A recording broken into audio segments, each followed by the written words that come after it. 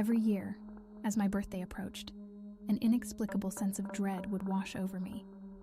It wasn't the fear of getting older that haunted my thoughts, but rather a feeling that something dark and sinister was lurking just beyond the edge of my awareness. This year, however, that lurking dread was about to materialize into a horrifying reality. The day began innocently enough. I woke up to the soft rays of the sun filtering through my bedroom curtains. My husband, Michael, greeted me with a loving smile and a kiss on the cheek.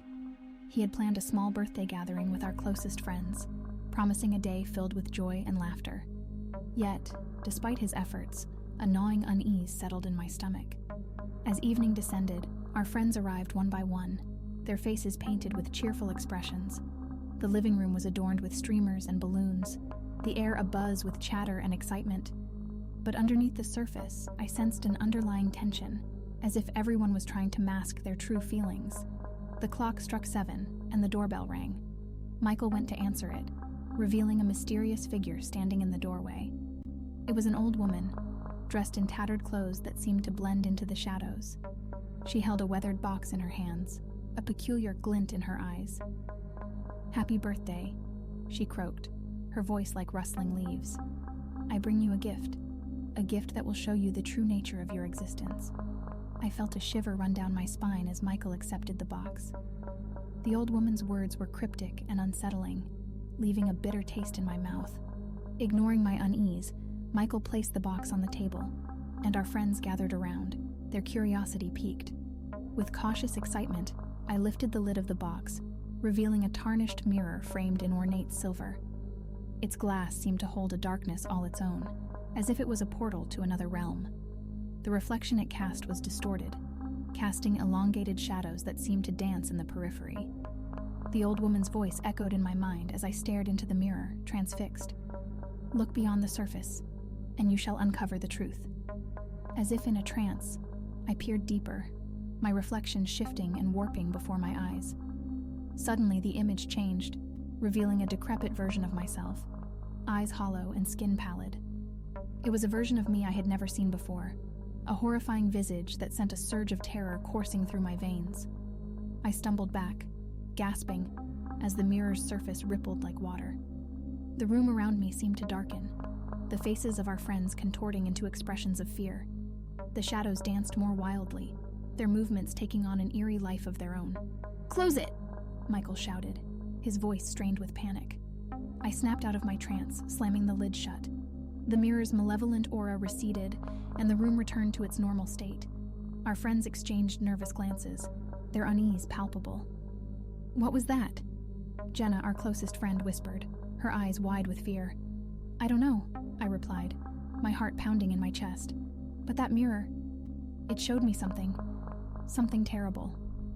As the night wore on, the atmosphere grew increasingly tense.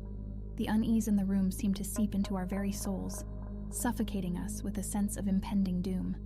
Michael tried to lighten the mood, cracking jokes and pouring drinks, but his efforts fell flat in the face of the growing darkness. I excused myself to the bathroom, hoping that a moment alone would help calm my nerves.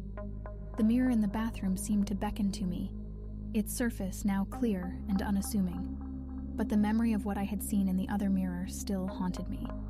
As I stared at my own reflection, my skin began to crawl. I watched in horror as my reflection's eyes turned pitch black, a malicious grin spreading across her lips.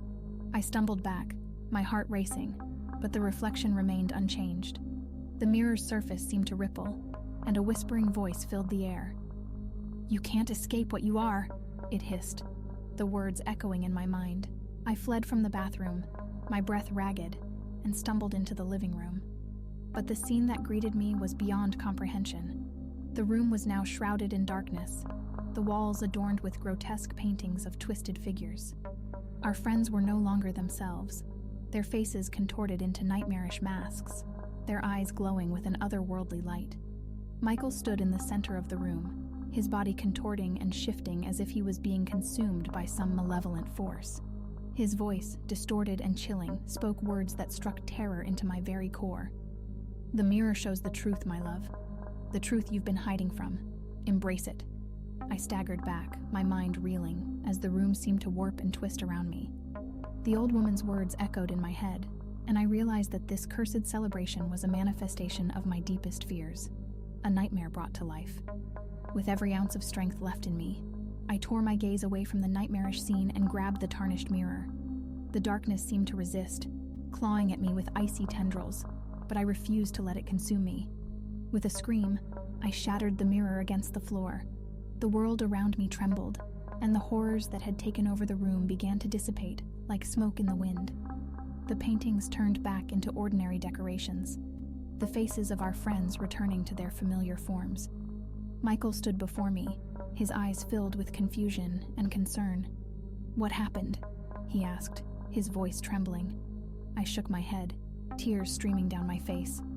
"I don't know. It was like a nightmare come to life."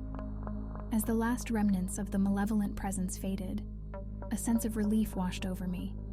The curse had been broken, but the memory of that night would forever haunt my dreams. The old woman had bestowed a gift that revealed the darkest corners of my soul, a gift that had nearly consumed me. From that day on, I learned that sometimes the greatest horrors are the ones that reside within us, waiting for the right moment to claw their way to the surface.